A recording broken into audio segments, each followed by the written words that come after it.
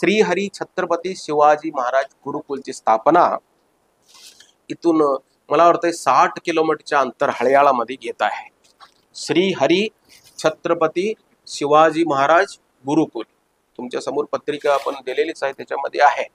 मग ह्या गुरुकुलमध्ये आपण काय करणार आहोत?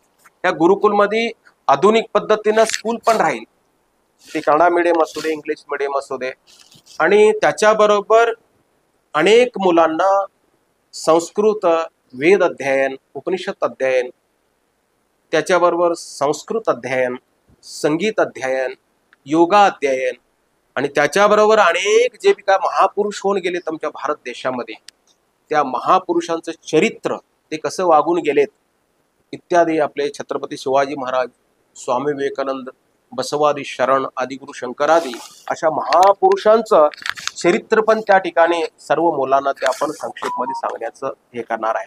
म्हणजे त्या मुलांना शिक्षणाबरोबर आध्यात्मिक शिक्षणाची जोड, संगीत शिक्षणाची जोड, योगाची जोड, जेणेकरून मनुष्य कुठल्याही प्रकारे कुठल्याही पद्धतीने कमतरता त्या मुलांना असू नये अशा व्यवस्थेसाठी आम्ही तिथं करत आहे गुरुकुल.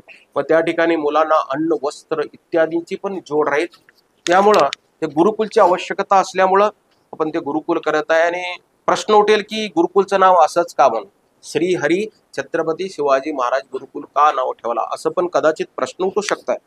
श्री हरी हे पांडुरंगाचं नाव आहे. श्री म्हणजे जे बी विष्णूचे जितके बी अवतार आहेत, दशावतार, मग त्या दशावतारांचे जे विशिष्ट भक्त, जसं उदाहरण हनुमानजी आहे, ते पण त्या हरी ह्याच्यामध्येच येतात. त्यामुळं हरी आमच्या आराध्य असल्यामुळं आम्ही ते ठेवलेलं आहे. हरी म्हणजे जो पापाचा विनाश करण्याची ज्याच्यामध्ये सामर्थ्य आहे, पापम हरणम करोती ती हरी, पापाचा हरण करण्यामध्ये ज्याची क्षमता आहे, दुःखाचं हरण करण्यामध्ये ज्याची क्षमता आहे, त्याला हरी असं संबोधन केलेलं आहे.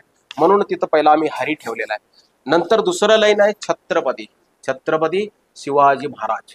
छत्रपती शिवाजी महाराज हे असे सामान्य व्यक्ती नव्हते. तुम्हाला माहितीच असणार, छत्रपती शिवाजी महाराज हे कोणाला माहिती नाहीये. ऑलमोस्ट जगत्तालाच माहिती आहे छत्रपती शिवाजी महाराज कसे होते आणि कोण होते. काही आढळतं त्यांच्याविषयी, निश्चयाचा महामेरू, बहुत जनासी आधारू, अखंड स्थितीचा निर्धारो, श्रीमंत योगी. समर्थ रामदास त्यांच्याविषयी खूप सुंदर सांगतात. यशवंत, कीर्तिवंत, सामर्थ्यवंत, वरदवंत, पुण्यवंत, नीतिवंत, जाणता राजा.